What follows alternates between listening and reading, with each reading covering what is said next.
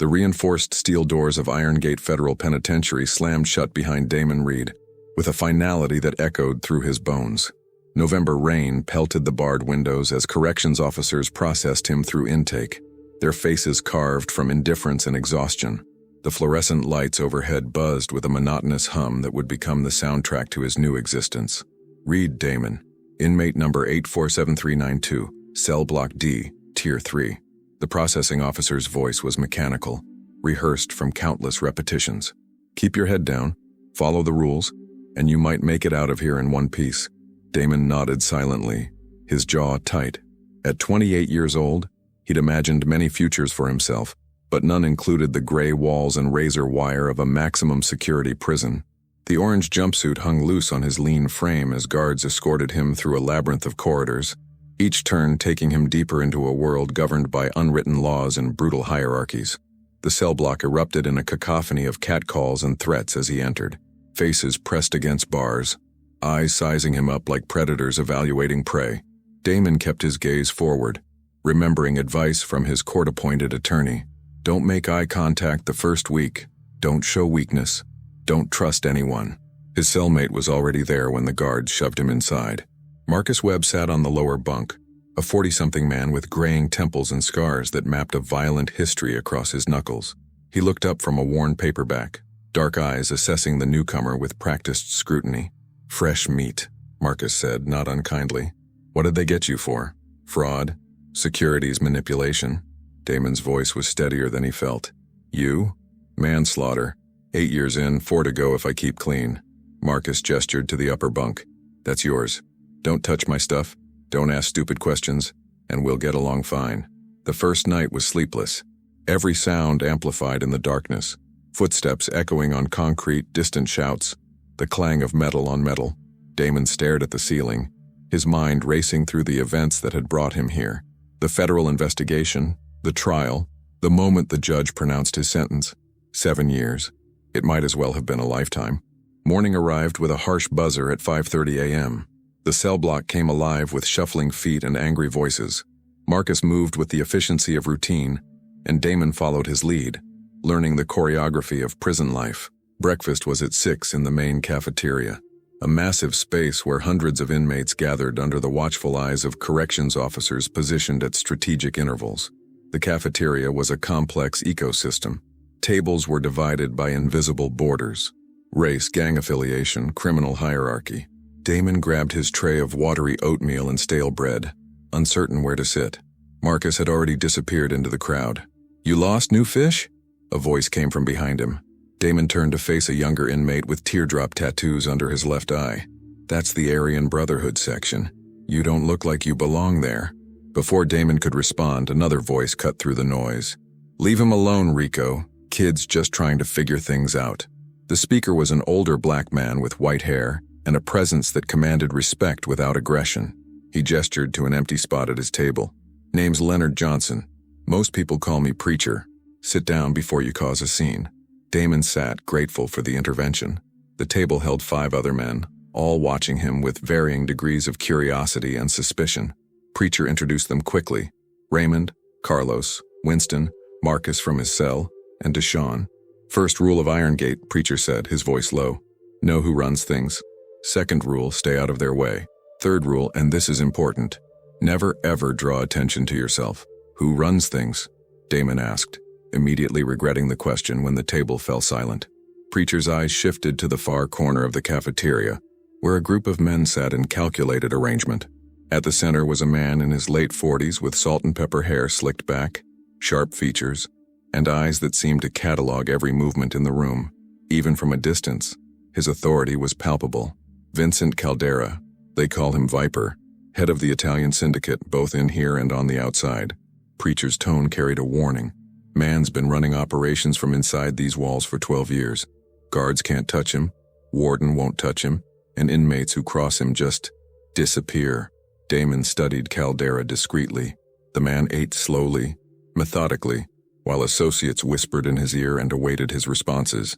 Everything about him spoke of control and calculation. This was someone who had adapted to prison not as a punishment but as a different venue for business.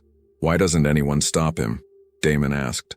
You really are new, Carlos muttered. Viper's got connections everywhere, judges, politicians, cops. Half the guards here are on his payroll. The ones who aren't know better than to cause trouble. He keeps order in his own way, and the system lets him because chaos would be worse. The conversation died as a commotion erupted near Caldera's table. 2 inmates were arguing, voices rising. In seconds, one of Caldera's men stood and whispered something to both of them. The argument stopped instantly, both men backing away with visible fear in their eyes. "See that?" Preacher said quietly. "That's power. Real power. Not the kind the warden has with his rules and solitary confinement. The kind that makes men choose obedience over breathing." Damon felt his chest tighten. He'd known prison would be dangerous, but this was something else entirely. This was a kingdom within a cage, ruled by someone who had weaponized patience and fear. The rest of breakfast passed in relative quiet. Damon learned the schedule. Work detail at 8, yard time at 10, lunch at noon, more work, dinner, lockdown at 9. Every hour accounted for, every movement monitored. Yet within this rigid structure, an entire shadow economy thrived. Contraband exchanged hands with practiced subtlety. Alliances formed and dissolved. Violence simmered just beneath the surface, waiting for the right spark. As they filed out of the cafeteria, Damon noticed Caldera's eyes sweep across the crowd. For one brief moment, their gazes met. Damon looked away immediately, but not before seeing something flicker in the older man's expression. Interest, perhaps, or recognition. He couldn't be sure which, and that uncertainty settled like ice in his stomach. His work assignment was in the prison laundry, a sweltering facility filled with industrial washers and the constant roar of machinery. The supervisor, a corrections officer named Patterson with perpetual sweat stains and a tired expression, gave him basic instructions before leaving him with 3 other inmates. "Don't slow us down," one of them said, a muscular Hispanic man with gang tattoos covering his arms. "We got quotas, and Patterson's an asshole when we miss them." Damon worked in silence, loading machines and folding clean uniforms. The heat was oppressive, the work mind-numbing, but it gave him time to think. He needed a strategy to survive this place. 7 years was an eternity in an environment where every day held the potential for violence. He thought about his sister Maya on the outside. She'd been devastated at his sentencing, promising to visit every month. He couldn't let her see him broken. Yard time provided his first real glimpse of prison social dynamics. The rectangular space was divided into sections: a basketball court where mostly black inmates played, a weight pit dominated by muscular white supremacists, a corner where Hispanic gangs congregated, and scattered groups claiming smaller territories. Damon stayed near the perimeter, walking slowly to observe without appearing to stare. Corrections officers watched from elevated towers with rifles, ready to respond to any outbreak of violence. Yet the yard operated on its own logic, a complex negotiation of respect and restraint. He noticed Caldera standing near the basketball court, surrounded by his people but somehow apart from them. The man didn't watch the game or socialize. Instead, he observed, his sharp eyes cataloging information that others missed. Damon understood instinctively that this was how Caldera maintained power, through omniscient awareness and calculated responses. A basketball rolled toward Damon's feet. He picked it up automatically and threw it back. The player who caught it, a tall young man with kind eyes, nodded in thanks. "You're the new guy, right? Reed?" The player approached with an easy smile. "I'm Jerome Blake. Saw you at breakfast with Preacher's crew." "Yeah, first day." Damon tried to match Jerome's casual demeanor. "Still figuring everything out. Best advice I can give you: find your people and stick with them. Nobody survives this place alone." Jerome glanced around, then lowered his voice. "And whatever you do, stay off Viper's radar. Man's got eyes everywhere and a memory like a steel trap. Cross him once, even accidentally, and you're marked." The warning echoed Preacher's earlier words. Damon nodded, making mental notes. Stay invisible. Find allies. Avoid Vincent Caldera at all costs. That night, back in his cell, Marcus finally opened up. "You seem smart, Reed. College educated, right?" "MBA from Northwestern," Damon admitted. "Lot of good it did me. Education's valuable in here too. Just different kind." Marcus sat up on his bunk. "Listen, you're gonna get tested, probably soon. Someone's gonna try to make you their bitch or steal your commissary or start a fight just to see what you're made of. How you respond to that first test determines everything else. What should I do? Don't back down, but don't be stupid either. Pick your battles. If someone comes at you hard, fight back hard enough to earn respect, but not so hard you make enemies. It's a balance." Prison's all about balance, between strength and survival, between pride and practicality. Damon lay awake that night, Marcus's words circling in his mind. The cell felt smaller with each passing hour, the walls closing in with the weight of his sentence. 7 years, 2,555 days. He couldn't think about it as a whole. He had to break it down, 1 day, 1 hour, 1 moment at a time. The second day brought more of the same routine, but with growing unease. Damon felt eyes on him constantly. Inmates whispered as he passed. Something was building, he could sense it, but couldn't identify the source. At lunch, Preacher pulled him aside. "You need to be careful. Words going around about you." "What word?" "I haven't done anything." "Doesn't matter. Someone's spreading rumors that you're a rat, that you cut a deal to testify against your partners.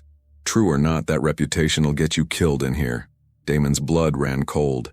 "It's not true. I took my sentence. I didn't cooperate." "Then you need to prove it, and fast, before someone decides to make an example of you."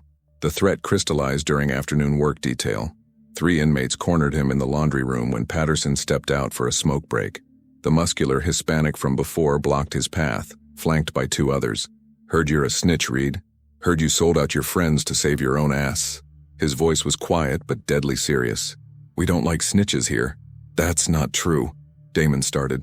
The punch came fast, catching him in the ribs. He staggered, but didn't fall. Training from his college boxing days kicked in. When the second swing came, he ducked and countered with a solid jab that connected with his attacker's jaw. The fight lasted less than a minute before Patterson rushed back in, whistles screaming. All 4 of them were dragged to solitary confinement, but not before Damon heard whispers of approval from watching inmates. He'd fought back. He'd earned a measure of respect. Solitary was exactly what the name implied. A concrete box with a steel cot, a toilet, and nothing else.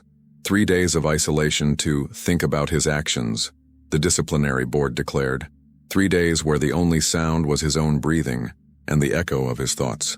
On the 3rd day, the door opened unexpectedly.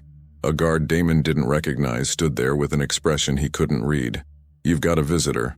Someone important wants to talk to you." The guard led Damon through unfamiliar corridors, away from the isolation wing, and deeper into sections of Iron Gate he hadn't seen. The fluorescent lights flickered overhead, casting jagged shadows on walls stained with decades of institutional neglect. His body still ached from the fight, bruised ribs protesting each step, swollen knuckles throbbing with residual pain. "Where are we going?" Damon asked, his voice hoarse from 3 days of silence.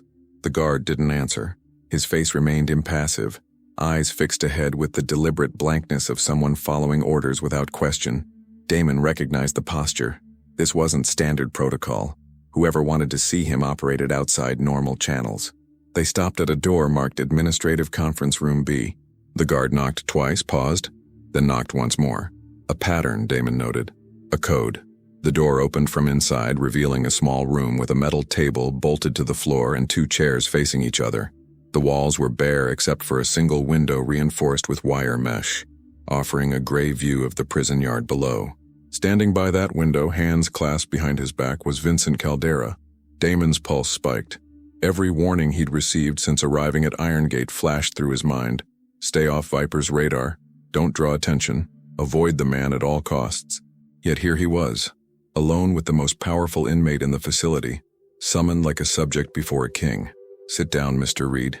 Caldera's voice was measured, cultured, with traces of an East Coast accent softened by years of careful refinement. He didn't turn from the window. "We have things to discuss." The guard retreated, closing the door behind him.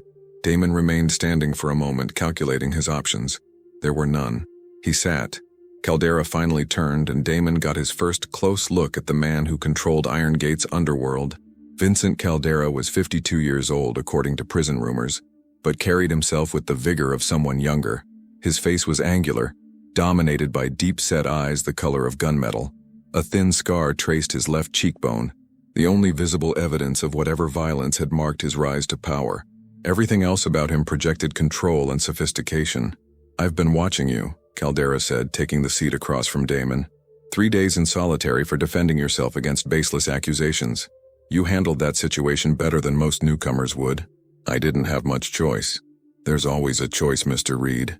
Most men in your position would have cowered or begged. You fought. That tells me something about your character.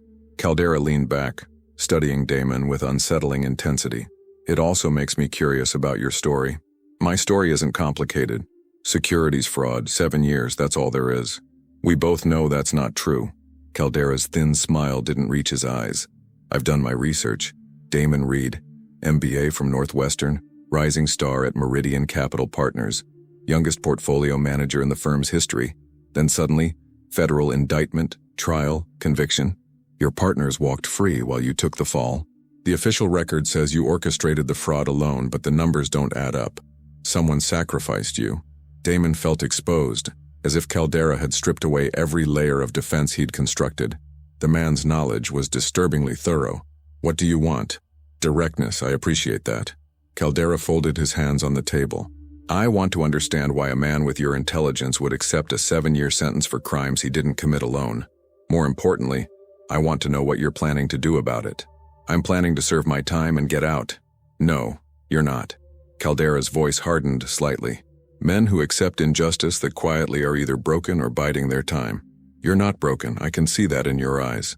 Which means you're waiting for something. An opportunity, perhaps. Information. Leverage. The accuracy of Caldera's assessment was unnerving. Damon had told no one about his real intentions. The careful plans he'd formulated during months of legal proceedings. He'd learned to mask his emotions, to project acceptance while rage simmered beneath the surface. Yet this man had seen through him in minutes. Even if that were true, Damon said carefully, why would it matter to you? Because we might be able to help each other. Caldera rose and walked to the window again, his silhouette framed against the gray sky. I've built something here, Mr. Reed. An organization that extends far beyond these walls. It requires intelligent people. People who can think strategically and act decisively. People who understand that loyalty is earned, not demanded. You're offering me a job? I'm offering you an opportunity to survive. The rumors about you being a snitch, I didn't start them, but I know who did. Someone wants you dead, Mr. Reed. Someone with resources and reach. If you continue alone, you won't last the month.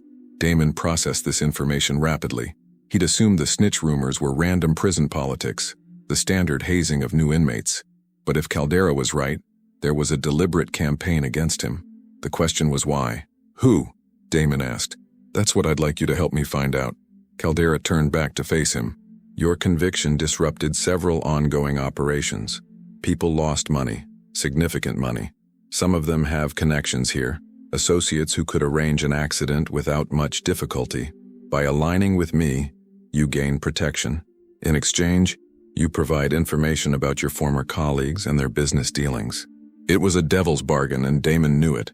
Accepting Caldera's protection meant entering a world he'd spent his career adjacent to, but never part of. It meant becoming complicit in whatever operations the man ran from inside Irongate. But refusing meant facing unknown enemies alone with no allies and no resources. I need time to think about it, Damon said. Of course.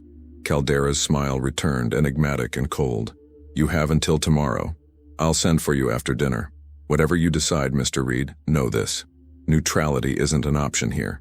You're either with someone or against everyone.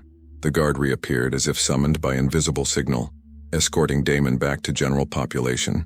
His solitary sentence had been cut short, another demonstration of Caldera's influence over prison operations. As he walked through the corridors, Damon's mind churned with questions and calculations. Marcus was waiting in their cell, relief evident on his weathered face. Jesus, Reed. Thought they'd keep you in the hole for the full stretch. What happened? I honestly don't know, Damon lied, climbing onto his bunk. He needed time to process, to strategize. Telling Marcus about the meeting with Caldera would only complicate things. Sleep came in fragments that night, interrupted by dreams of his former life. Corner offices with skyline views, expensive suits, the intoxicating rush of market manipulation. He'd been good at his job, perhaps too good. That excellence had made him useful and ultimately expendable when things went wrong. The next morning, Damon sought out Preacher during breakfast. The older man listened quietly as Damon described the meeting, his expression growing more troubled with each detail. Viper doesn't make offers casually, Preacher said when Damon finished. If he's interested in you, there's a reason beyond what he said. The man plays chess while everyone else plays checkers. You need to figure out what he really wants before you agree to anything. What do you think he wants? Information, like he said. But not just about your former partners. Preacher lowered his voice further. Word is there's been tension in Viper's organization lately. Some of his lieutenants are getting restless, questioning decisions he's made. New blood like you could shift the balance, give him fresh loyalty in a sea of old alliances. So I'd be a pawn in his internal politics. Everyone's a pawn in here, son. The question is whether you can become something more before you get sacrificed. The weight of the decision pressed on Damon throughout the day. During work detail, he observed the subtle hierarchies with new understanding. Caldera's men moved through the prison with casual confidence, their status evident in how other inmates deferred to them. Guards looked the other way when they passed. Even the supervisors adjusted their behavior, granting small privileges without being asked. At yard time, Damon noticed something he'd missed before. Caldera held court near the weight pit, but his attention wasn't on his immediate circle. His eyes tracked specific individuals: a guard near the tower, an inmate from the Hispanic gang crossing the basketball court, a trustee pushing a supply cart toward the medical wing. The man was constantly gathering information, mapping movements and patterns. Jerome found Damon by the perimeter fence. Heard you got out of solitary early. That's unusual. Friends in high places, apparently. Jerome's expression shifted, understanding dawning. Be careful, Reed. Getting close to Viper seems like protection, but it makes you a target for everyone else. His enemies become your enemies, and he's got plenty of those. Does he have enemies inside his own crew? The question made Jerome hesitate. He glanced around before answering. There's always politics in organizations like his. Some of the younger guys think he's too cautious, too focused on maintaining the status quo. They want to expand, take more aggressive action. Viper keeps them in check, but tension's been building. Anyone specific? Tony Marchetti. He's Viper's second in command, been loyal for years. But lately there's been distance between them. Some say Tony wants to make moves that Viper won't authorize. Others say Viper's been cutting Tony out of decisions. Either way, it's creating fractures. Damon filed this information away. If Caldera's organization was experiencing internal strife, his interest in an outsider like Damon made more sense. Fresh loyalty, uncorrupted by existing allegiances, could be valuable in uncertain times. Dinner arrived with growing anxiety. Damon barely tasted the overcooked pasta and wilted vegetables, his mind rehearsing scenarios and responses. When the summons came, a quiet word from a guard he didn't recognize, he was almost relieved. The waiting was worse than whatever came next. This time the meeting was in Caldera's cell. The space was modest, but significantly better appointed than standard inmate quarters. A real mattress, books lining a small shelf, even a desk with papers and writing materials. Caldera sat at the desk, reviewing documents, while one of his men stood guard outside. "You've made your decision?" Caldera asked without preamble. Damon remained standing. "I have questions first. Ask. Why me? There are hundreds of inmates here. Plenty of them would kill for your protection. No questions asked. Why invest time and resources in someone who might refuse?" Caldera set down his papers, giving Damon his full attention.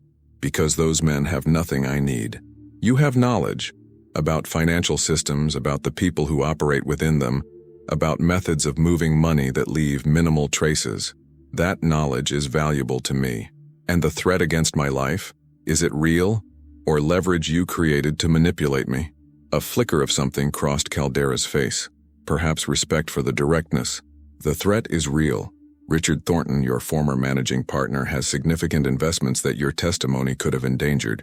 When you refused to cooperate with prosecutors, he assumed you were protecting yourself for future leverage. He wants you eliminated before you can use what you know." Richard Thornton. The name sent cold fury through Damon's veins. His mentor, the man who'd recruited him out of business school, praised his talent, promoted him rapidly, and ultimately betrayed him completely. Thornton had orchestrated the fraud, used Damon's accounts and credentials, then maneuvered the investigation to focus exclusively on his protege. "How do you know this?" Damon demanded. "I have sources everywhere, Mr. Reed, including people close to Thornton. The contract on you was placed 3 weeks before your transfer here. The price is substantial, enough to motivate serious attempts."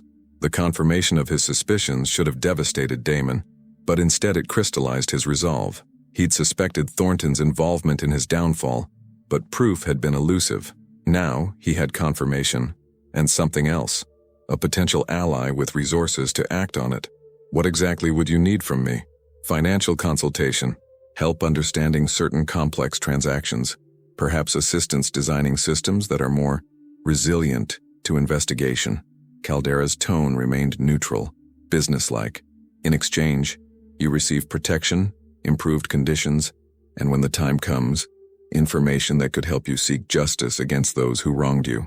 It was still a devil's bargain. Damon would be helping a criminal organization refine its operations, becoming complicit in whatever activities Caldera directed, but the alternative was death at the hands of the man who'd already destroyed his life. One condition, Damon said. I want to know everything you learn about Thornton. Every connection, every vulnerability, every piece of leverage that could be used against him. Caldera smiled, a real smile this time, transforming his severe features into something almost warm. We have an agreement, Mr. Reed. Welcome to the family. They shook hands, and Damon felt the weight of his choice settle around him like chains. He'd entered Irongate as an outsider, determined to survive through invisibility. Now he was aligned with its most powerful figure, visible to everyone, and vulnerable to the enemies that came with such association. Walking back to his cell, escorted by one of Caldera's men, Damon noticed the shift in how other inmates regarded him. Word traveled fast in prison. By morning, everyone would know that the new fish had been adopted by Viper. Some would see opportunity, others threat. None would see him the same way again. Marcus was awake when Damon returned, sitting on his bunk with an expression that mixed concern and resignation. So it's done then. You're one of Viper's now. I didn't have much choice. There's always a choice. Marcus echoed Caldera's earlier words with bitter irony. But sometimes all the choices are bad. Just remember, Viper didn't get where he is by caring about people. He collects them, uses them, when they're no longer useful. He drew a finger across his throat.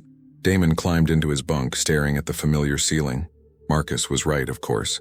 Caldera's protection came with invisible strings, obligations that would reveal themselves over time. But Damon had his own agenda now, his own strategic objectives. He would learn everything he could, build whatever leverage possible, and when the moment came, he would use it. Against Thornton, against anyone who'd contributed to his destruction. The ceiling seemed closer tonight, the walls tighter, but for the first time since arriving at Irongate, Damon felt something other than fear and despair. He felt the first stirrings of a plan. 3 weeks transformed Damon Reed from anonymous newcomer to recognized figure within Irongate's complex social ecosystem. His alignment with Vincent Caldera provided immediate benefits: a transfer to a better cell block, improved work assignments, and the invisible shield of protection that came with association. But it also brought scrutiny from every corner of the prison, eyes constantly evaluating his movements and measuring his worth. The education began immediately. Caldera assigned Marco Benedetti, a 53-year-old enforcer with surprisingly gentle manners, to teach Damon the organization's structure and protocols. Marco had served Caldera for 22 years, first on the outside and now within prison walls. His loyalty forged through decades of shared experience. The family operates on 3 principles, Marco explained during their first session in the yard. Respect, discretion, and reciprocity. You give respect to those above you. Maintain absolute discretion about what you see and hear, and always reciprocate favors, both positive and negative. Understand these and you'll survive. Forget them, and no one can help you. Damon absorbed the information systematically, applying the analytical skills that had served him in finance. The organization was structured like a corporation, with Caldera as CEO and various lieutenants managing different operations. Tony Marchetti handled internal prison affairs, protection, contraband distribution, conflict resolution.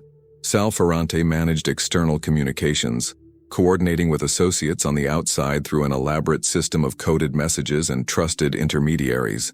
Eddie Rossi controlled the guards, maintaining relationships with corrections officers willing to look the other way or actively assist for appropriate compensation. And what's my role? Damon asked. Whatever Viper decides it should be. Marco's tone carried a gentle warning. For now, you observe and learn. When he needs your particular skills, he'll let you know. The summons came sooner than expected. 5 days after their initial agreement, Caldera called Damon to his cell with a specific request. Spread across the desk were financial documents, bank statements, investment records, property deeds, all relating to operations Damon couldn't fully understand. I need your assessment, Caldera said, gesturing to the papers. These represent investments made on my behalf over the past 3 years. Something doesn't add up, but I can't identify the discrepancy. Damon spent 2 hours analyzing the documents, his trained eye catching patterns and anomalies invisible to those without financial expertise. The conclusion was troubling but clear. "Someone's skimming," he said finally. "Small amounts, carefully distributed to avoid detection. Based on these figures, approximately 8% of incoming funds are being diverted before they reach their intended destinations. Over 3 years, that's significant money." Caldera's expression remained neutral, but his eyes hardened. "Can you identify who?" "Not from these documents alone. I'd need access to the original transaction records, the routing information. Whoever's doing this knows enough to cover their tracks. But they're not perfect. There are patterns in the timing. Transfers always happen on specific days, always in similar amounts. That suggests someone with regular access to the accounts and a predictable schedule. How many people have that kind of access?" Damon considered carefully before answering. "Based on what you've told me about your organizational structure, maybe 4 or 5 people. Your external financial manager, whoever handles the physical cash collection, and anyone with authority to authorize transfers." The implications hung heavy in the air. If someone within Caldera's inner circle was stealing from him, the betrayal represented more than financial loss. It was a direct challenge to his authority and judgment. In an environment where power depended on perceived omniscience, such a breach could have devastating consequences.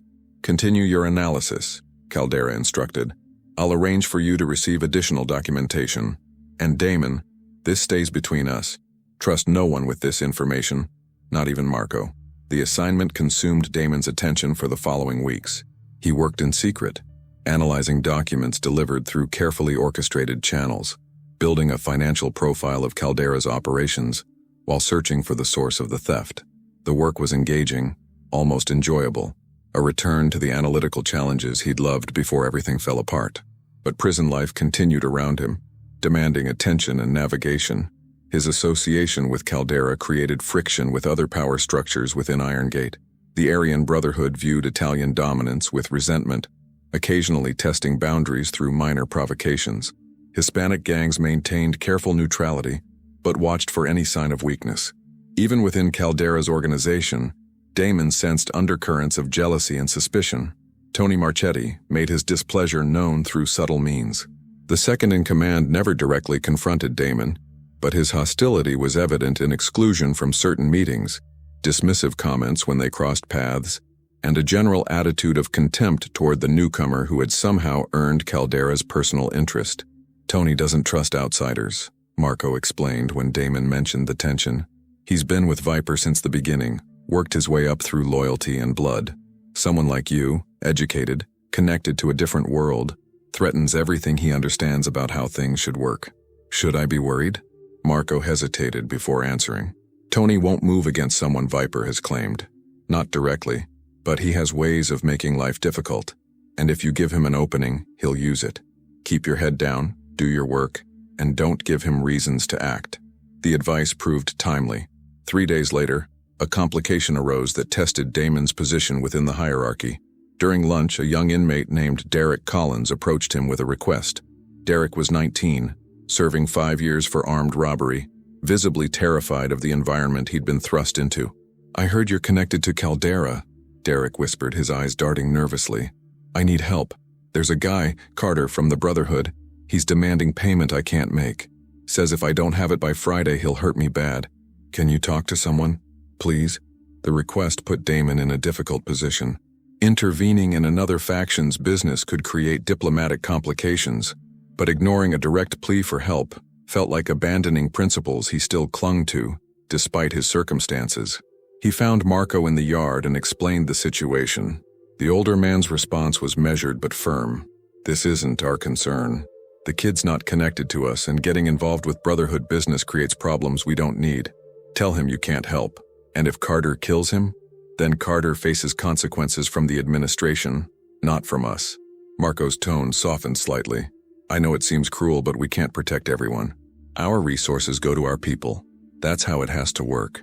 Damon returned to Derek with the rejection, watching hope drain from the young man's face. The guilt was substantial, but Marco was right. He couldn't save everyone, and attempting to do so would undermine his position and potentially endanger himself. Friday came and went.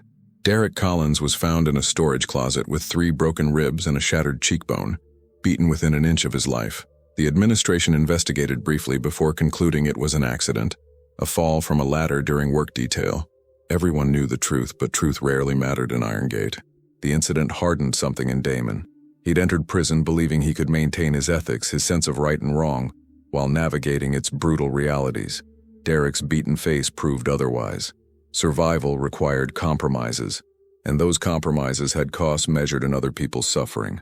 His financial investigation progressed despite the distractions. After 3 weeks of analysis, Damon had narrowed the suspects to 2 possibilities. The first was Sal Ferrante, the external communications manager, who had both access and opportunity to divert funds. The second was more troubling. Tony Marchetti himself, whose authority over internal operations included handling cash payments that could easily be manipulated. Damon presented his preliminary findings to Caldera during a late-night meeting, careful to emphasize the uncertainty that remained. "Both men have motive," he explained. "Ferrante has gambling debts I discovered references to in some communications. He needs money and has the access to take it. Marchetti has been expanding his personal influence, making promises to associates that would require resources beyond his official allocation. Either could be responsible." Caldera listened without interruption, his face revealing nothing. When Damon finished, the older man remained silent for a long moment, processing implications that extended far beyond simple theft. "If it's Sal, the solution is straightforward," Caldera finally said. "He's valuable but replaceable. We remove him, send a message, and install someone more trustworthy. But if it's Tony..." He trailed off, the weight of that possibility evident in his voice. "You've known him a long time. 26 years. He was with me before I had anything worth stealing. We built this together through good times and bad. The idea that he would betray me..." Caldera shook his head slowly. "It would change everything. Every decision I've made trusting his judgment, every responsibility I've given him, all of it compromised." "I need more information to be certain," Damon said. "Specifically, I need access to the actual cash flows, not just the documented transactions. Someone has to physically move the money that's being diverted. If I can trace that movement, I can identify the source. That's dangerous. The people involved in physical transfers are protective of their territory. Asking questions draws attention. Then don't ask questions. Just get me positioned where I can observe. A work assignment change, maybe. Something that puts me in proximity to the relevant operations without appearing deliberate."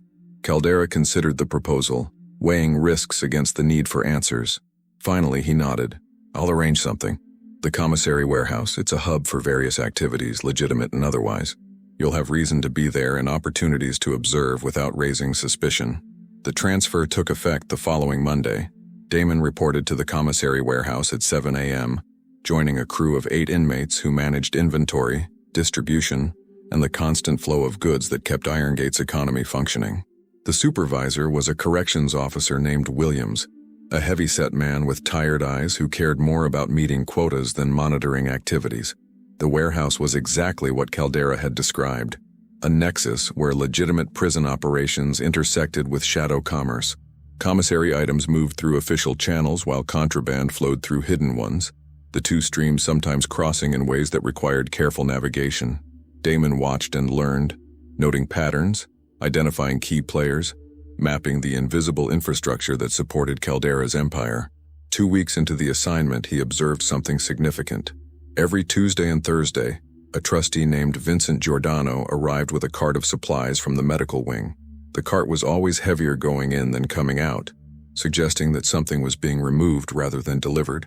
More importantly, Giordano always met briefly with one of Marchetti's men, exchanging words too quiet to overhear before continuing his rounds.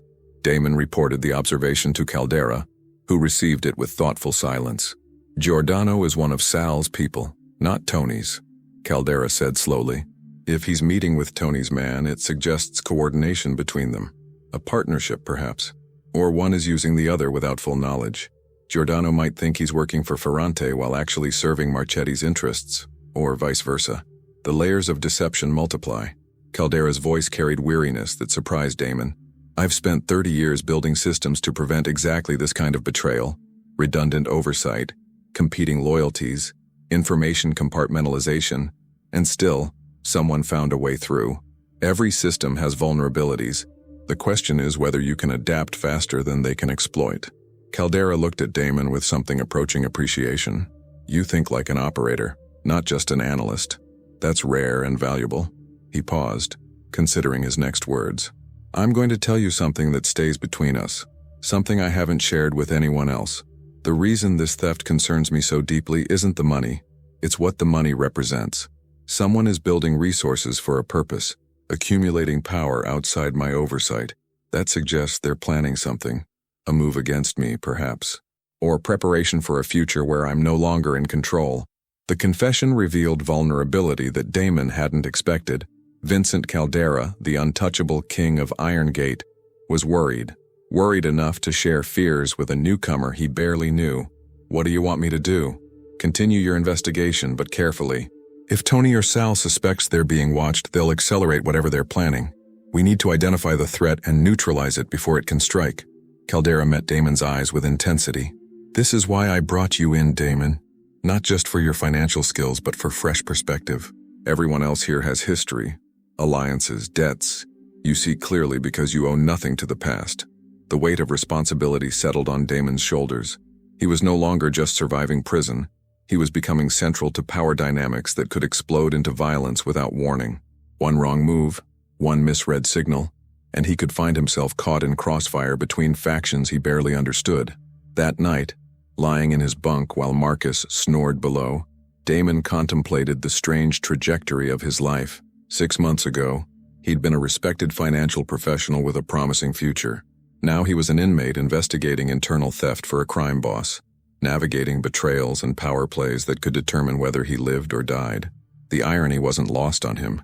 He'd been convicted of fraud, of manipulating systems for personal gain. Now he was using those same skills in service of actual criminals, people who dealt in violence and corruption without the veneer of legitimacy that Wall Street provided. In some ways, the prison hierarchy was more honest than the corporate world he'd left behind. Here, at least, the predators didn't pretend to be anything else. His thoughts drifted to Richard Thornton, the man who had orchestrated his downfall.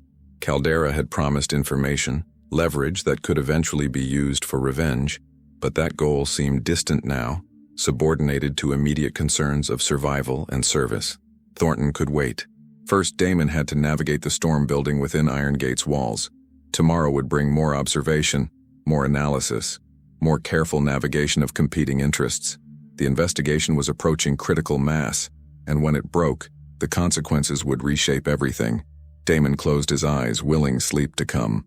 In the darkness of Cell Block D, surrounded by murderers and thieves, he dreamed of balance sheets and betrayal, of numbers that didn't add up and truths waiting to be uncovered. The reckoning was coming. He could feel it in his bones. The evidence came together on a Thursday morning, 6 weeks after Damon began his investigation. He sat in Caldera's cell with documents spread across the desk, connecting lines between names and transactions that told a story of betrayal more elaborate than anyone had suspected. It's both of them, Damon said, his voice low despite the privacy of the room. Ferrante and Marchetti working together, but not in the way you might expect. Caldera leaned forward, his face carved from stone. Explain. Ferrante started the skimming 18 months ago. Small amounts, careful timing, exactly what I originally identified. He needed money for his gambling debts and thought he could take enough to solve his problems without being noticed. But 6 months ago, someone discovered what he was doing. Instead of reporting it to you, they started blackmailing him. Tony. Yes. Marchetti found out about Ferrante's theft and used it as leverage. He forced Ferrante to expand the operation, diverting larger amounts through more sophisticated channels. The money wasn't going to Ferrante anymore. It was building a war chest under Marchetti's control. The gambling debts were just the original motivation. What it became was something much bigger. Caldera absorbed this information with terrible stillness. The betrayal he'd feared was worse than suspected. Not one traitor but two working in coordination, systematically undermining his authority while maintaining facades of loyalty. How much? Based on my calculations, approximately $400,000 over the past 6 months. Enough to buy significant influence inside and outside these walls. And what do you believe Tony intends to do with this influence? Damon hesitated before answering. The conclusion he'd reached was explosive, the kind of accusation that could trigger immediate violence. I believe he's preparing to replace you, building alliances, accumulating resources, waiting for the right moment to make his move. The question is whether he's planning a gradual transition or something more immediate. The word hung in the air, its implications clear. Immediate meant violent. Immediate meant Caldera's death. For a long moment, Caldera said nothing. His eyes remained fixed on the documents, but Damon sensed he wasn't really seeing them. The man was processing decades of memories, re-examining every interaction with his second-in-command through the lens of betrayal. "I trusted him," Caldera finally said, his voice barely above a whisper. "More than anyone else in this organization. He was supposed to be my successor, the one who would carry everything forward when I was gone. And all this time, he was planning to take it by force. I'm sorry. I know this isn't what you wanted to hear. No, but it's what I needed to know." Caldera straightened, the moment of vulnerability passing as quickly as it had appeared. "The question now is how to respond. If I move against Tony directly, it could split the organization. He has loyalists, people who might choose him over me if forced to decide. A civil war inside these walls would be catastrophic. What's the alternative? Separation, isolation, cutting off his support before he realizes what's happening." Caldera began to pace, his mind working through strategic possibilities. Tony's power comes from his relationships with guards, with external contacts, with the men who follow his orders. If I can sever those connections one by one, he becomes vulnerable without ever understanding why. That takes time. What if he's planning to move soon? Then I need to know when. And that, Mr. Reed, is your next assignment. Caldera stopped pacing, fixing Damon with intense focus. "I want you to get close to Tony. Earn his trust, or at least his tolerance. Find out what he's planning and when he intends to execute it." The request sent ice through Damon's veins. Getting close to Marchetti meant deceiving a man who had survived decades in organized crime, whose instincts for betrayal were honed by constant exposure. One wrong word, one suspicious behavior, and Damon would be dead before he could report back. How am I supposed to do that? He already hates me. Tony hates that I favor you, but he's also pragmatic. If he believes you could be useful to his plans, he might overlook personal animosity. Approach him with something valuable, information he doesn't have, an observation that demonstrates your worth. Make him think you could be an asset in whatever he's planning. You want me to pretend to betray you. I want you to survive long enough to prevent a war that would kill dozens of people. Caldera's tone hardened. This isn't a game, Damon. If Tony moves against me without warning, the violence will spread far beyond our organization. Other factions will see opportunity. The guards who depend on our stability will panic. By the time the administration regains control, the body count will be significant. Whatever personal reservations you have, remember what's at stake. Damon understood the logic, even as fear clouded his judgment. He'd entered Caldera's orbit seeking protection and opportunity. Now he was being asked to become a double agent, playing both sides of a conflict that could erupt without warning.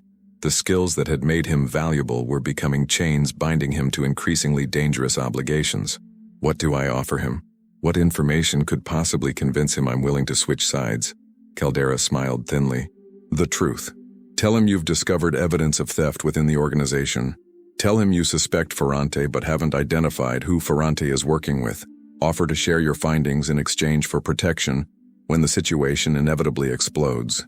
Tony will assume you're hedging your bets, looking for powerful allies regardless of which faction prevails. That's behavior he understands and respects. The plan was elegant in its simplicity. By offering partial truth, Damon could establish credibility without revealing how much he actually knew. Marchetti would see a scared newcomer seeking survival, not a threat to his carefully constructed schemes. And if he doesn't believe me, if he suspects I'm still loyal to you, then you improvise. You've survived this long by being adaptable. I have faith in your abilities. Caldera paused, his expression softening slightly. I won't pretend this isn't dangerous, but I also won't pretend there are better options. You're the only person in position to get the information we need. Everyone else is already aligned with one faction or another. You're the wild card, the variable no one has fully accounted for. The conversation ended with Damon's reluctant agreement. He left Caldera's cell with the weight of impossible expectations pressing down on him, his mind racing through scenarios and contingencies. The man who'd promised him protection was now sending him into the lion's den, gambling Damon's life on the possibility of preventing larger catastrophe. The approach to Marchetti required careful orchestration. Damon couldn't simply walk up and offer his services. That would trigger immediate suspicion. Instead, he needed to create opportunities for natural interaction, moments where conversation could develop organically. The commissary warehouse provided the setting. Marchetti's men regularly passed through, managing various aspects of the shadow economy. Damon positioned himself to be visible during these visits, demonstrating competence and reliability without appearing to seek attention. The opening came 10 days later.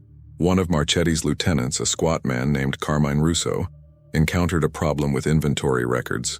Numbers weren't matching, creating discrepancies that could draw unwanted attention from administration audits. "Someone's been sloppy," Russo complained loudly, shuffling through papers with obvious frustration. "These counts are off by dozens. If Williams notices, there'll be questions we don't want to answer." Damon saw his opportunity. "I might be able to help with that. Numbers are kind of my thing." Russo looked up with suspicion. "You're Caldera's pet. Why would you help us?" "I work in this warehouse. If the counts are wrong and Williams investigates, everyone here suffers. Whatever politics exist between the higher-ups, I'd rather not get caught in administrative crossfire." The logic was sound enough to overcome Russo's initial resistance. Over the next hour, Damon reviewed the inventory records, identifying the discrepancies and suggesting adjustments that would satisfy auditors without revealing underlying irregularities. His expertise was undeniable, his assistance genuinely valuable. "You're good at this," Russo admitted when they finished. "Viper's lucky to have someone with your skills. Luck runs out eventually. I'm just trying to make myself useful wherever I can." The comment planted a seed, subtle suggestion that Damon's loyalty might not be absolute. Russo noted it without response, but Damon could see the calculation behind his eyes. Information about a potentially disloyal asset would be valuable to Marchetti. 2 days later, the summons came. Marchetti wanted to meet.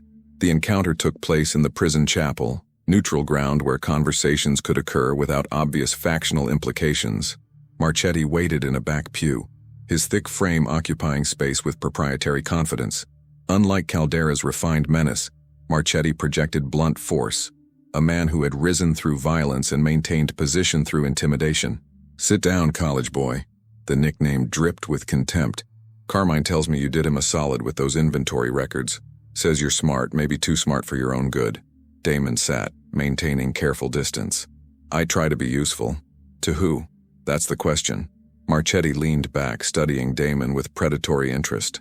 "You show up out of nowhere and suddenly Viper's treating you like a favorite son. Meetings in his cell, special assignments, protection that would normally take years to earn. Makes people wonder what you're giving him in return. Financial analysis. It's what I know. Financial analysis." Marchetti repeated the words with mocking emphasis. "That's a fancy way of saying you count money. But whose money? And what are you finding?" The moment of decision arrived. Damon could deflect, maintain ambiguity, buy more time to develop his approach, or he could take the risk Caldera had outlined, offering partial truth to establish a foothold. "I've found theft," he said quietly. "Someone's been skimming from the organization. Small amounts at first, but growing. Caldera asked me to identify the source." Marchetti's expression remained carefully neutral, but Damon caught the slight tension in his shoulders. "And have you identified the source?" "I have suspicions. Ferrante's name keeps coming up. He has access and motive. But I don't think he's working alone. Someone with more authority is involved.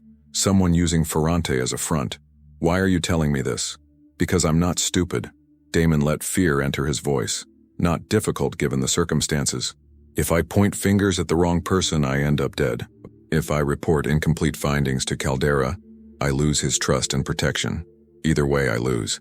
But if I can find allies who understand the situation, who might benefit from knowing what I know." He trailed off suggestively. Marchetti was silent for a long moment, processing the implications. Here was Caldera's analyst, the man investigating theft within the organization, apparently willing to share information outside authorized channels.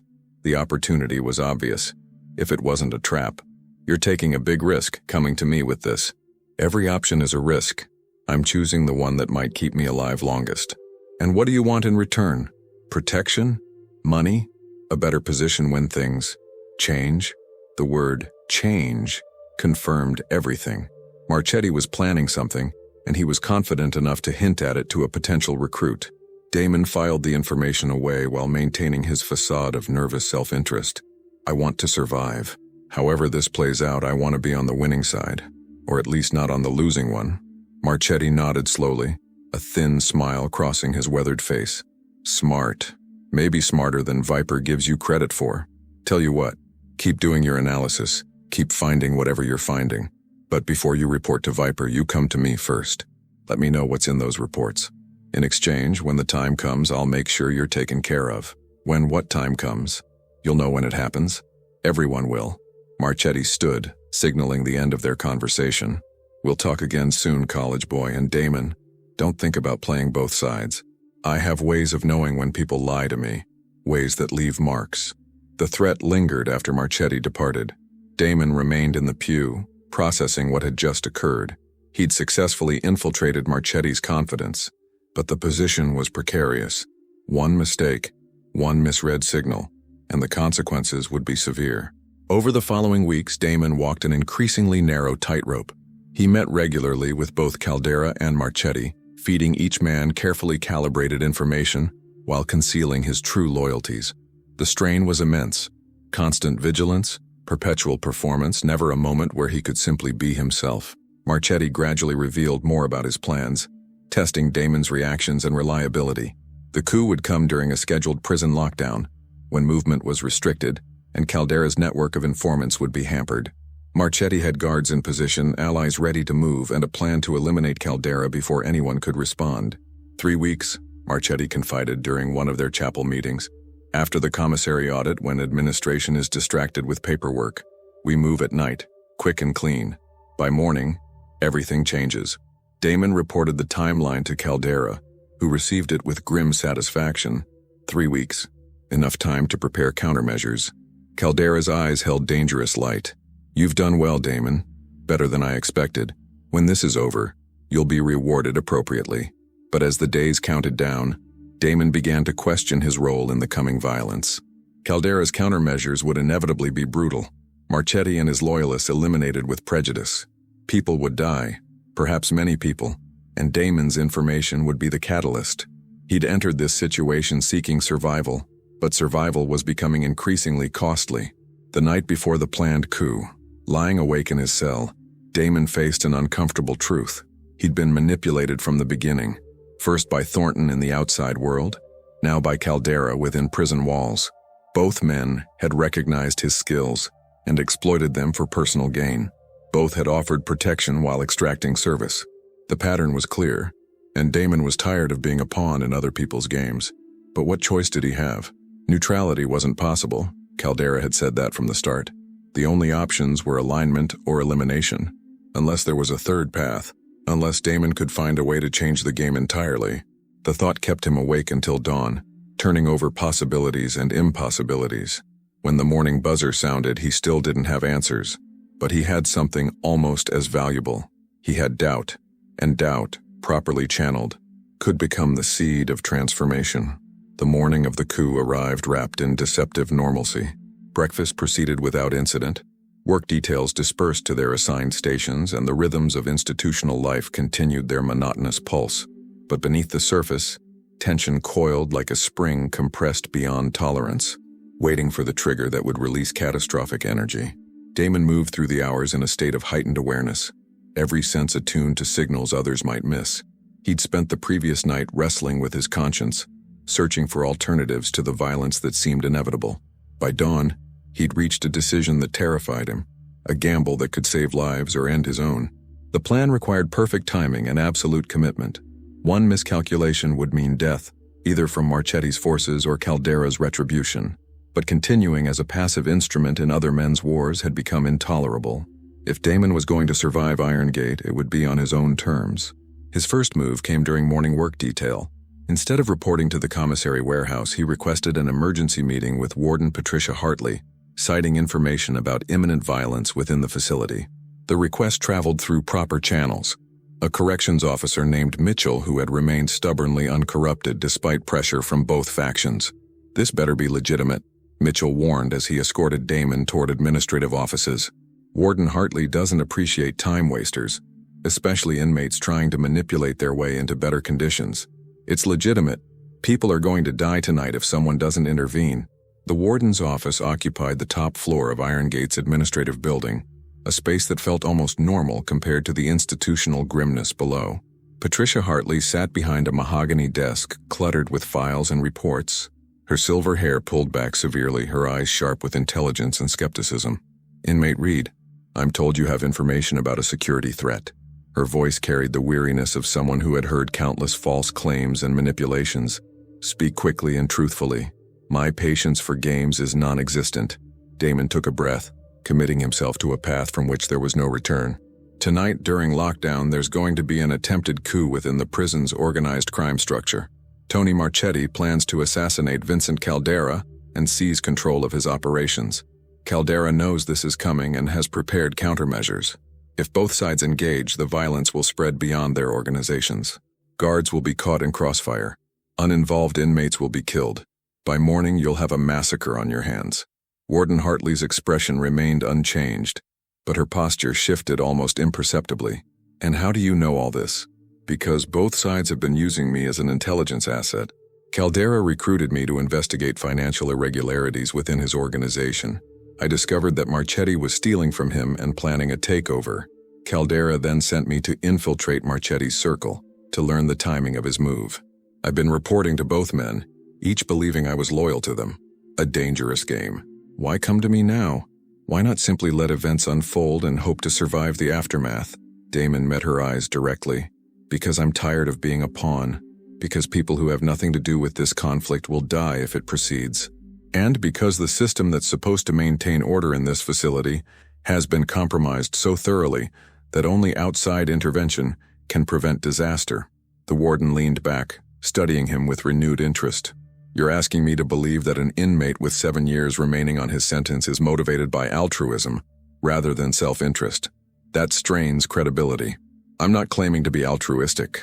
I want to survive, and I want to eventually leave this place with some shred of my humanity intact. Watching a bloodbath happen when I had the power to prevent it would make both goals harder to achieve." Silence stretched between them. Warden Hartley's fingers tapped rhythmically on her desk as she processed the information and its implications. If Damon was telling the truth, she faced a crisis that could end her career and cost lives. If he was lying, she'd be manipulated into disrupting operations that, however illegal, maintained a certain stability within Iron Gate's walls. "What evidence do you have to support these claims?" "Financial documents showing the theft within Caldera's organization. Records of meetings and communications that establish both men's intentions. Names of guards who have been compromised by one faction or both." Damon paused, knowing his next words would seal his fate regardless of outcome. "And my testimony, which I'm willing to provide under oath, against everyone involved. Caldera, Marchetti, the corrupt officers, the external contacts who facilitate their operations. Everything I've learned over the past 2 months. The offer was extraordinary. Inmates who testified against organized crime figures within prison didn't survive to see trial. Damon was essentially volunteering for a death sentence in exchange for preventing immediate violence." "You understand what you're proposing," Hartley said slowly. "Even if I accept your information and act on it, you'll become the most targeted man in this facility. Every associate of both organizations will want you dead. Protection would be nearly impossible to guarantee. I understand, but I also understand that doing nothing makes me complicit in mass murder. I've already compromised enough of my principles since arriving here. This is where I draw the line."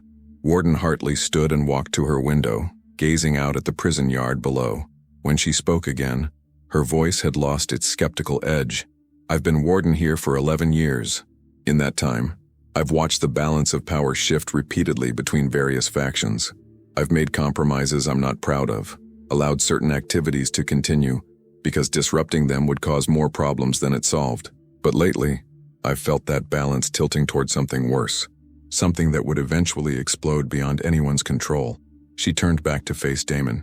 "If your information is accurate, and if you're willing to testify as you've described, I can mobilize state police and federal marshals before tonight. We can conduct simultaneous raids on both factions, neutralize the immediate threat, and begin dismantling the infrastructure that has corrupted this facility for decades. But I need certainty before I make calls that can't be unmade." "What kind of certainty?" "Details. Specific names, specific plans, specific evidence that will hold up under legal scrutiny. I won't move against Caldera and Marchetti based on vague allegations. Give me everything, and I'll act. Hold anything back, and you can return to your cell to await whatever fate finds you." The next 3 hours were the most exhausting of Damon's life. He recounted everything. Names, dates, amounts, conversations, observations. Warden Hartley recorded his statement while her assistant took written notes. By the time they finished, Damon had implicated over 30 inmates and a dozen corrections officers in activities ranging from theft to conspiracy to murder. "This is substantial," Hartley admitted when he finally fell silent. "More than enough to justify immediate action. But I need you to understand something, Mr. Reed. Once I make these calls, there's no going back. For either of us." "I understand. Do you?" Her eyes held something like compassion beneath their professional hardness. "You've just ended any possibility of a normal incarceration, protective custody, isolation, eventual transfer to another facility. That's your future now. The connections you've made, the relationships you've built, all gone. You'll spend your remaining sentence alone, watching over your shoulder every moment. It's still better than the alternative." Hartley nodded slowly. "Perhaps it is." She reached for her phone. "I'm going to make arrangements for your immediate transfer to protective custody. The raids will begin at 6 p.m. before lockdown, while both factions are still dispersed. With any luck, we'll have the principals in isolation before they can coordinate resistance." The transfer happened quickly. Guards Damon didn't recognize escorted him through back corridors to a section of the prison he'd never seen, a wing reserved for inmates whose lives were under constant threat. The cells here were isolated, interactions limited, existence reduced to bare survival. His new cell was smaller than his previous one, with a single bunk, a metal toilet, and no window. The door closed with heavy finality, sealing him in a concrete box that would be his home for the foreseeable future. Through the walls he could hear nothing of what was happening in the main facility, but he could imagine it. State police flooding through gates, corrections officers being detained alongside inmates, Caldera's composed face as he realized his empire was collapsing, Marchetti's rage as his coup dissolved before it could launch. The ecosystem he'd spent 2 months navigating was being torn apart, and he was the catalyst. The hours passed in agonizing uncertainty. Damon paced his cell, sat on his bunk, stood again, unable to find stillness. Every distant sound could be violence erupting, could be retribution coming for him despite the protective custody designation. Trust in institutional security felt naive after everything he'd witnessed. Finally, near midnight, footsteps approached his cell. The lock clicked, the door swung open, and Warden Hartley stood in the doorway with exhaustion etched across her features. "It's done," she said simply. "Caldera and Marchetti are both in federal custody, along with 23 of their associates. 12 corrections officers have been arrested, including 3 sergeants and a lieutenant. The state attorney general is already preparing charges. By morning, this will be national news. Anyone hurt? Minor injuries only." Marchetti tried to resist, but he was subdued before things escalated. Caldera, interestingly, seemed almost relieved when we took him, like he'd been expecting something and was grateful it wasn't worse. Damon absorbed this information with conflicting emotions: relief that the violence had been prevented, guilt for the betrayals that made prevention possible, fear of the consequences yet to come. What happens now? To me, I mean. For the immediate future, you remain here in protective custody. The federal prosecutors will want to debrief you extensively. Your testimony is central to their cases against both Caldera and Marchetti. After that, Hartley paused, choosing her words carefully. There are programs for witnesses in your situation. New identities, transfers to facilities where no one knows your history. It's not a perfect solution, but it offers a chance at survival. And my sentence? That's between you and the prosecutors. Cooperation of this magnitude typically results in significant reductions. You might see release much sooner than your original 7 years. The possibility of early freedom should have felt triumphant. Instead, Damon felt only emptiness. He'd burned every bridge, destroyed every relationship, traded his integrity in service of one powerful man, only to betray him for institutional authority. Whatever years remained of his sentence, he would serve them as a pariah, reviled by inmates as a snitch, regarded by administration as a useful tool, belonging nowhere and to no one. "I want to make a phone call," he said. "My sister. She should hear about this from me before she sees it on the news." Hartley nodded. "I'll arrange it. You've earned that much at least." The call to Maya was brief and painful. She listened in shocked silence as Damon explained what he'd done and why, her occasional questions revealing the depth of her confusion. How had her brother, the financial professional, the careful planner, become entangled in prison politics dangerous enough to warrant federal intervention? "Are you safe?" she asked finally, her voice thick with worry. "For now. They're keeping me isolated from everyone else." "And later? What happens when this is all over?" "I don't know," Damon admitted. "But whatever happens, I want you to understand something. Everything I did in here, working with Caldera, spying on Marchetti, all of it, I did to survive. But coming forward today, stopping the violence before it could happen, that was a choice. Maybe the first real choice I've made since this all started. I don't understand any of this, Damon, but I trust you. I always have. I know. And I'm going to spend however long it takes proving that trust isn't misplaced." The call ended with promises to write, to visit when circumstances allowed, to maintain connection across whatever barriers his new status imposed. Maya's voice lingered in Damon's mind after he hung up, an anchor to a world beyond concrete and razor wire, a reminder that identity existed outside the roles prison had forced upon him. Sleep came eventually, shallow and troubled. In his dreams, Damon walked through Iron Gate's corridors, but they were empty. No inmates, no guards, no sound except his own footsteps echoing against walls that stretched toward infinity. He was alone in a way that felt permanent, foundational, the natural consequence of choices made and prices paid. When morning came, it brought news that the raids had dominated overnight media coverage. Vincent Caldera's arrest was characterized as a major blow to organized crime, the culmination of years of investigation finally yielding results. Tony Marchetti's planned coup was described as a power struggle within criminal organizations, evidence of internal fractures that law enforcement had successfully exploited. Nowhere in the coverage was Damon Reed's name mentioned. The prosecutors had decided to protect their star witness, at least until trial proceedings made disclosure unavoidable. For now, he existed in a strange limbo, invisible to the outside world while marked for death within the prison system. The irony wasn't lost on him. He'd entered Iron Gate determined to remain invisible, to serve his time without drawing attention. Now he was more invisible than ever, erased from public narrative while his actions shaped headlines. The man who had once manipulated millions in securities now manipulated the fates of criminal empires. Damon stared at his cell ceiling, waiting for whatever came next. The game had changed, but it wasn't over. It was only beginning. 18 months had passed since the raids that dismantled Iron Gate's criminal infrastructure. Damon Reed sat in a federal courtroom in downtown Chicago, wearing a suit for the first time since his own trial, waiting to deliver testimony that would seal the fates of men who had once held his life in their hands. The journey from protective custody to this moment had been grueling. Months of debriefings with federal prosecutors, endless repetition of details he'd memorized and details he'd tried to forget, transferred to a secure facility in another state, where his identity was known only to a handful of administrators.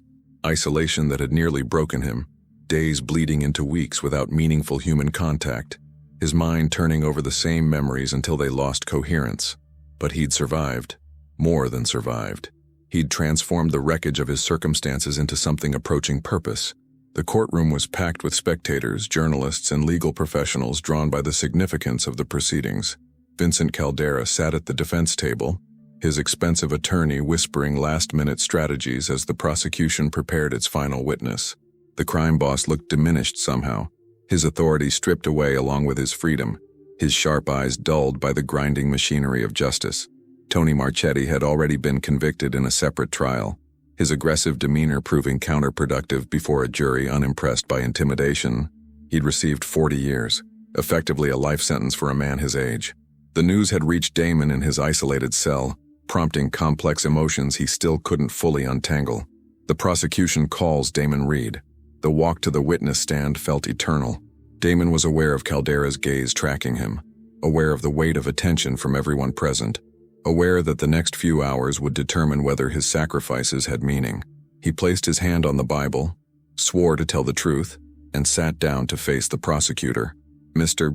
Reed, can you describe for the jury your relationship with the defendant, Vincent Caldera?" The questions began simply, establishing context and credibility. Damon recounted his arrival at Iron Gate, his recruitment by Caldera, his role in investigating financial irregularities within the organization. The prosecutor guided him through the narrative with practiced efficiency, building toward the revelations that would cement the case. And what did your investigation reveal about Mr. Caldera's operations? That his organization controlled approximately $12 million annually in illegal revenue streams, drug distribution, extortion, money laundering, and corruption of public officials. The operation extended far beyond prison walls, with associates managing external investments and maintaining relationships with legitimate businesses that served as fronts. Did Mr. Caldera personally direct these activities? Yes. Every significant decision required his approval. He maintained detailed records, communicated regularly with external contacts through coded messages, and personally resolved disputes that could expose the organization to law enforcement attention. The testimony continued for hours, Damon methodically dismantling the empire he had briefly served. He presented evidence he'd gathered during his months of investigation, explained the financial structures that obscured illegal profits, and identified individuals throughout the organization's hierarchy. Caldera's attorney attempted cross-examination, probing for inconsistencies and challenging Damon's credibility. Had he received promises of reduced sentencing in exchange for testimony? Yes, he admitted. His cooperation had resulted in a revised release date. Wasn't it true that he had participated in illegal activities during his time at Iron Gate? Yes, he acknowledged. Survival had required compromises he wasn't proud of. So you're a self-admitted criminal, the attorney pressed, asking this jury to believe your accusations against a man you betrayed after accepting his protection and assistance. Damon met the challenge directly. I'm a man who made choices in desperate circumstances. Some of those choices were wrong, but everything I've testified to today is documented, corroborated, and true. Mr. Caldera offered me protection in exchange for service. I provided that service until I realized the cost was higher than I could pay. Then I made a different choice, one that prevented violence and brought accountability to people who believed they were above the law. The attorney continued his attack, but Damon remained composed. He'd prepared for this moment, rehearsed responses to every conceivable challenge. More importantly, he'd made peace with his own contradictions. He wasn't a hero. He was a survivor who had eventually found limits he wouldn't cross. That complexity was human, not disqualifying. When the court adjourned for the day, Damon was escorted back to secure holding by federal marshals. The prosecutor, a sharp-featured woman named Sarah Chen, stopped him briefly in the corridor. You did well today. The jury was engaged and you handled the cross-examination effectively. Tomorrow we'll cover the corruption network within the prison system. Then you're done. And after that, your part is finished. The trial will continue for another few weeks, but your testimony is complete. We'll arrange transport back to the secure facility until sentencing, then process your release paperwork based on your cooperation agreement. Release. The word still felt foreign, almost impossible. When Damon had entered Iron Gate facing 7 years, freedom had seemed impossibly distant. Now, after everything that had happened, he was months away from walking out of incarceration entirely. What about witness protection? You mentioned there might be threats after the trial. We've assessed the situation. Caldera's organization has been effectively dismantled. Most of his key associates are either incarcerated or cooperating with authorities themselves. Marchetti's people have similarly scattered. The immediate danger has largely passed. Largely? Chen's expression acknowledged the uncertainty. There are never guarantees in situations like this. You've made powerful enemies, and some of them have long memories. But our analysis suggests the risk level is manageable without full witness protection. We'll provide resources for relocation, identity documentation if you choose that route, and ongoing monitoring of potential threats. It wasn't the ironclad safety Damon had hoped for, but it was more than he'd expected. The legal system, for all its flaws, had fulfilled its promises to him. Now, he had to figure out how to build a life from the ashes of everything he'd destroyed. The second day of testimony focused on institutional corruption, guards who had facilitated Caldera's operations, administrators who had looked the other way, the systemic failures that had allowed criminal enterprise to flourish within a supposedly secure facility. Damon named names, described interactions, provided evidence that would end careers and potentially result in additional prosecutions. Warden Patricia Hartley had already resigned, though she faced no criminal charges. Her cooperation in executing the raids had demonstrated good faith, and prosecutors had determined that her compromises, while problematic, hadn't risen to criminal culpability. Damon wondered sometimes what had happened to her. whether she'd found peace with decisions that had shaped both their fates. When his testimony finally concluded, Damon felt emptied out. Everything he knew, everything he'd witnessed, everything he'd done, all of it now belonged to the official record. His role in the story was complete. The marshals transported him to a holding facility in Wisconsin, where he would await the conclusion of his own legal proceedings.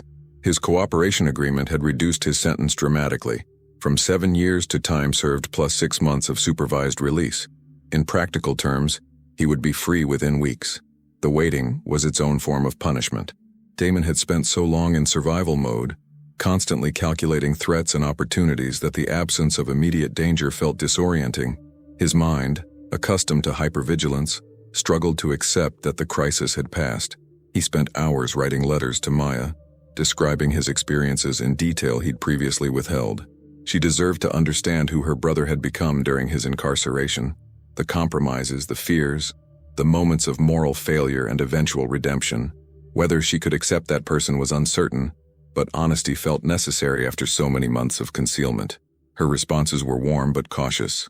She wanted to believe in his transformation, wanted to welcome him back into her life without reservation. But trust, once broken, required time and evidence to rebuild. She would be there when he was released, she promised. They would figure out the rest together. The verdict in Caldera's trial came on a gray November morning. Guilty on all counts: racketeering, money laundering, conspiracy, corruption of public officials. The sentence would be determined later, but the outcome was effectively life imprisonment for a man already in his late 50s. Damon received the news without celebration. Caldera had been his enemy, his exploiter, the man who had used him as an instrument in games of power and violence. But he had also been, briefly, a protector and mentor of sorts. The complexity refused simple satisfaction. 3 weeks later, Damon walked out of federal custody into a December afternoon in Chicago. Maya waited by a rental car, her face reflecting emotions too numerous to catalog: joy, relief, uncertainty, residual fear. They embraced without speaking, holding each other as traffic passed and strangers hurried by, oblivious to the significance of the moment. "I have an apartment set up," Maya said finally, pulling back to look at him. "Small but clean, in a neighborhood where no one knows you. Thank you for everything. You're my brother." There was never a question. The drive through Chicago's streets felt surreal. Damon watched the city pass. Buildings he recognized, intersections he'd crossed countless times in his previous life, and felt like a ghost visiting a world he no longer belonged to. Everything was familiar and utterly foreign simultaneously. Maya's apartment was exactly as she'd described: small, clean, anonymous. A couch, a bed, a kitchen with basic supplies. The essentials for starting over with nothing.